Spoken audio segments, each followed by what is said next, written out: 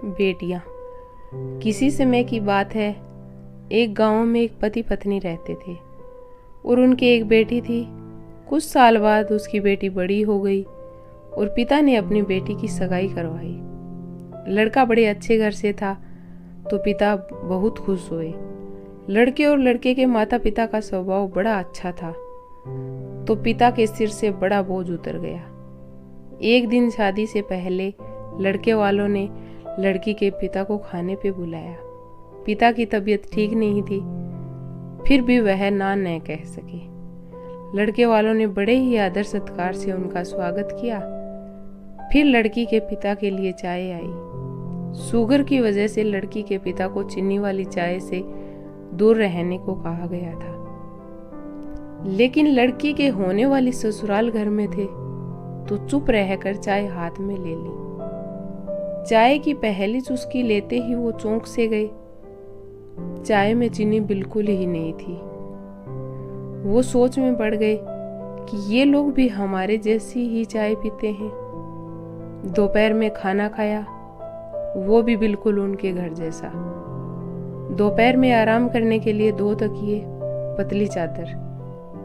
उठते ही सौंफ का पानी पीने को दिया गया।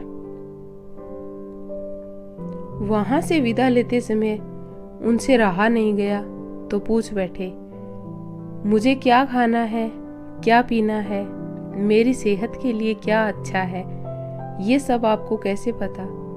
तो बेटी की सास ने धीरे से कहा कि कल रात को ही आपकी बेटी का फोन आ गया था और उसने कहा कि मेरे पापा स्वभाव से बड़े सरल हैं, बोलेंगे कुछ नहीं, कृपया अगर हो सके तो आप उनका ध्यान रखिएगा। ये सुनकर पिता की आंखों में पानी आ गया और सोचने लगा कि मैं कितना नसीब वाला हूं कि मैं बेटी का बाप हूं। लड़की के पिता जब अपने घर पहुंचे तो घर के हॉल में लगी अपनी स्वर्गवासी माँ के फोटो से हार निकाल दिया। जब उसकी पत्नी ने कहा कि ये क्या कर रहे हो, तो लड़की के पिता बोले, मेरा ध्यान रखने वाली मेरी माँ इस घर से कहीं नहीं गई है, बल्कि वो तो मेरी बेटी के रूप में इस घर में ही रहती है।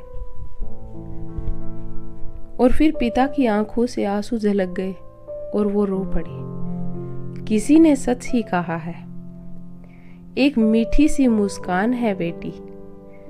यह सच है कि मेहमान है बेटी, उस घर की पहचान बनने चली जिस घर में अनजान है बेटी।